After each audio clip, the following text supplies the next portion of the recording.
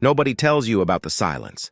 They show you the wedding. They show you the union. They show you the fruit. But they skip the part where you're sitting alone on a Tuesday night wondering if something is wrong with you, wondering why everyone around you seems to be stepping into love while you are still waiting. Let me say something to you right now that I need you to receive deeply. The silence is not rejection. The silence is soil, and what grows in silence when tended correctly can never be uprooted. There is a season in agriculture called the fallow season. Farmers know it well. It's the period when a field is deliberately left unplanted, not because the land is worthless, but because the land is being restored. Nutrients are returning to the earth. The ground is becoming capable of sustaining something greater than what it held before. God does the same thing with hearts. He does the same thing with you. This is not your punishment. This is your preparation. And if you will stay with me for the next few minutes, I want to walk you through what it truly means to tend the garden of your heart in the quiet season of love. Because what you do now, in this moment, determines everything about what you receive later. Open your Bible to Song of Solomon, chapter 2, verse 15.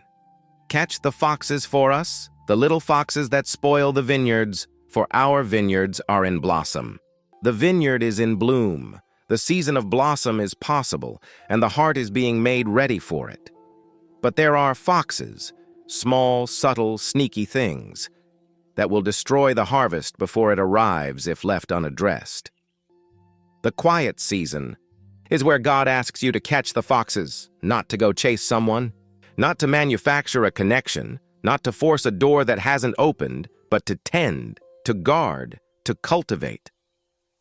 So what does that actually look like? Let's go deep.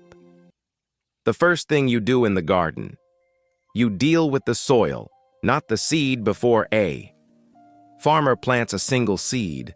They spend weeks, sometimes months, working the soil, breaking up the hard places, removing the stones, aerating what has become compact and suffocating. And many people in this season are focused on finding the seed, the right person, when God is still working on the soil of your heart. Proverbs 4:23 says, "Guard your heart with all diligence, for from it flow the springs of life." Not some of your life. All of life flows from the condition of your heart. So let me ask you something honest. Something that might sting for a second, but I ask it in love.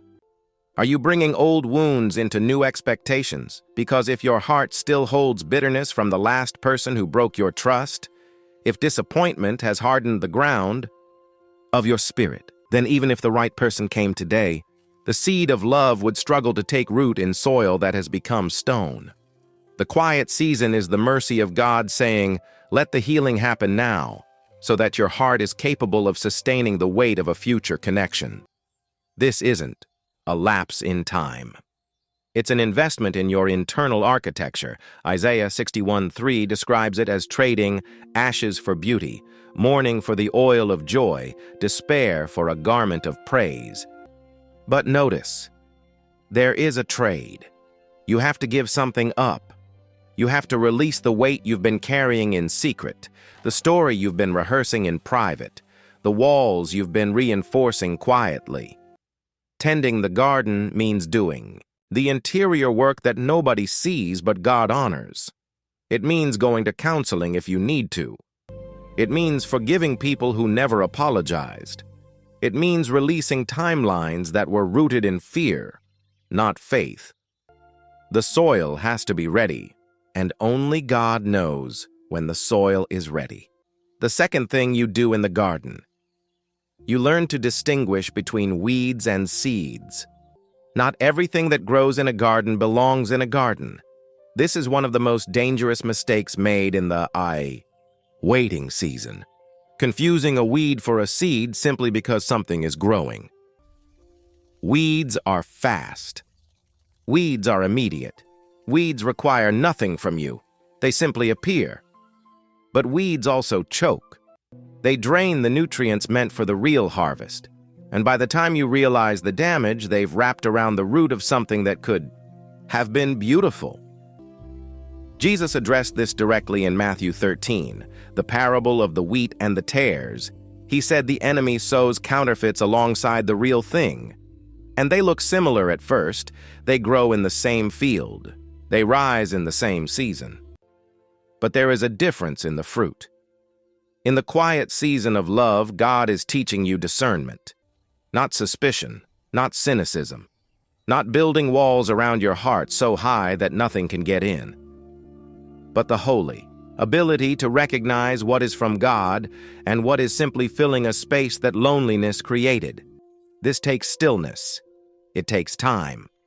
It takes being honest about whether a connection is drawing you closer to your purpose or pulling you away from it. Proverbs 14:12 warns, "There is a way that seems right to a man, but its end is the way to death." Not every open door is God's door, and not every closed door is punishment. Some doors are closed because God is redirecting, not rejecting. The garden requires patience and wisdom together, because patience without wisdom will wait for anything, and wisdom without patience will rush past the very thing that was meant for you. Stay patient. Stay discerning. They are not opposites. They are partners. The third thing you do in the garden, you water what is already there. This one is quiet. This one is subtle. But it may be the most important thing I say today. While you are waiting for love to come, God is asking you to love now, not romantically, not performatively, but in the everyday, unglamorous, faithful ways that shape the kind of person who can sustain a covenant relationship. Corinthians 13 doesn't begin with romance. It begins with character. Love is patient. Love is kind. It does not envy. It does not boast. It is not proud. It does not dishonor others. It is not self-seeking. These are not descriptions of a feeling. They are descriptions of a practice.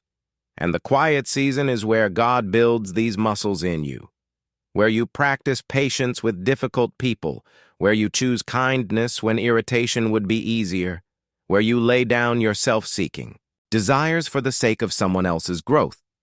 The person you are in the waiting is the person you will bring into the relationship. If you are selfish in the quiet, you will be selfish in the covenant. If you are impatient with yourself in the waiting, you will be impatient with a partner in the marriage. If you cannot love your family, your community, your friends well right now, love has not yet finished forming you for what's ahead.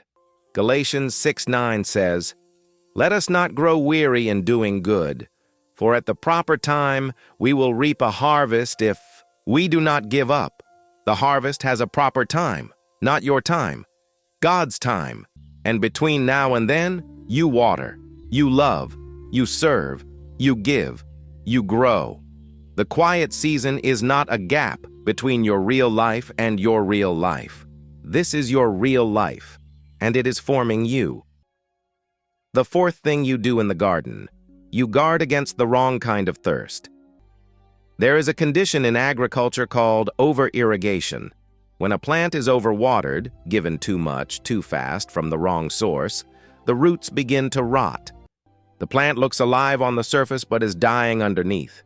And this is what happens when loneliness drives someone into connection that God never sanctioned. The thirst is real. I will not minimize it. The desire for companionship, for someone, to know you and be known by you. This is one of the most human longings that exists. God himself said in Genesis 2:18, "It is not good for man to be alone." Your longing is not weakness. It is not embarrassing. It is evidence that you were made for relationship. But thirst, if not submitted to God, will lead you to drink from wells that cannot satisfy. John 4, the woman at the well. She had been married 5 times. She was on her 6th relationship. And when Jesus met her, he didn't shame her. He simply said, "Everyone who drinks of this water will be thirsty again.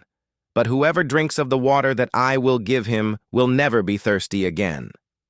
There are relationships that are wells that run dry, beautiful at first, refreshing initially, but they cannot go deep enough to touch what you're actually longing for. The quiet season is where God teaches you to let Him satisfy the places that no person was ever designed to fill. Because here is the sacred truth. The healthiest relationships are built between two people who are already whole, not two people who are expecting each other to complete them. You are not half a person waiting for your other half. You are a whole person waiting for a companion. The distinction matters enormously, because when you come to love from wholeness rather than emptiness, you give freely instead of grasping desperately. You trust instead of control. You build instead of cling. Guard your thirst. Bring it to God first. Bring it to His Word. Bring it to prayer. Bring it to community. Let the wells that are eternal fill you before you open your heart to someone who is still learning to carry water themselves. The fifth thing you do in the garden. You pay attention to the season Ecclesiastes. 3.1 is one of the most quoted verses in the Bible. For everything there is a season and a time for every matter under heaven. But we rarely sit long enough with that verse to feel its full weight. Everything has a season. Everything. There is a time to plant and a time to uproot. A time to embrace and a time to refrain from embracing. A time to search and a time to give, upsearching. A time to keep and a time to throw away. The wisdom of the garden is learning to move with the season rather than against it. When it is winter, you do not plant. When it is harvest, you do not rest. Each season has its own demands, its own wisdom, its own invitation, and the quiet season of love is asking something very specific of you. It is asking you to rest in God's sovereignty, not passive resignation, not giving up on hope, but the deep, rooted, unshakable trust that says, God, you know what I need more than I know what I want, and I trust your timing more than I trust my own urgency. Romans 8:28 says, And we know that in all things God works for the good of those who love Him, who have been called according to His purpose. All things, the waiting, the silence, the unanswered questions, the seasons that stretched longer than expected. All things. Pay attention to what this season is teaching you. Don't rush past the lesson to get to the reward, because the lesson is part of the reward. The person who survives the quiet season with their faith intact, their character deepened, and their heart still open, that person is ready for something extraordinary. I want to speak to you directly, now. If you have been waiting, if you have been faithful in the quiet, if you have done the work that no one sees, cried tears that no one witnessed, held on to promises that felt impossible to believe, God has not forgotten you. Your name is not lost in heaven. Your desire has not gone unheard. The fact that you are sitting with these words today suggests you are looking for a deeper kind of preparation, and that search is the first step toward growth. The gardener never neglects the garden he intends to harvest, and God has been tending you, pruning what would have hurt you, strengthening what would carry the weight of what's coming, preparing the ground for a love that does not have an expiration date. Habakkuk 2:3 says it plainly, For still the vision awaits its appointed time. It hastens to the end. It will not lie. If it seems slow, wait for it. It will surely come. It will not delay. God's timing is sure. It may not look like yours, but you can trust that His purposes for your life are not in a state of maybe. They are being established. So don't let the enemy use your quiet season to write a story that God hasn't finished. Don't let impatience make you reach for the counterfeit before the real thing arrives. Don't let comparison, someone else's harvest, someone else's timeline, make you despise the very season that is producing your depth. Stay in the garden, keep tending, keep trusting, because what God plants in secret, He reveals in glory, and the love He has designed for your life, the kind that is rooted in covenant, built on character, and sustained by His hand, that kind of love is worth the wait. If this word landed in your spirit today, if something in your chest said, "This was for me," I want you to do something right now. Share one area of your garden you are focusing on right now in the comments. Let's see how we are growing together. Not because it's a ritual, but because declaring where you are is an act of faith. It says, "I am not giving up. I am not quitting. I am not letting the season break me. I am tending the garden God gave me, and I trust the harvest is coming." Write it down in the comments. When you name the area you're working on, it helps others realize they aren't tending their garden alone. And if this content is feeding something real in your spirit, if it's giving you language for what you've been living, subscribe to this channel, not for the numbers, but because your spirit deserves to be consistently fed with truth that goes beyond the surface and reaches into the places only God's word can touch. New words are released regularly, and every one of them is planted with this specific journey of waiting in mind. Stay in the garden. The harvest is closer than it looks.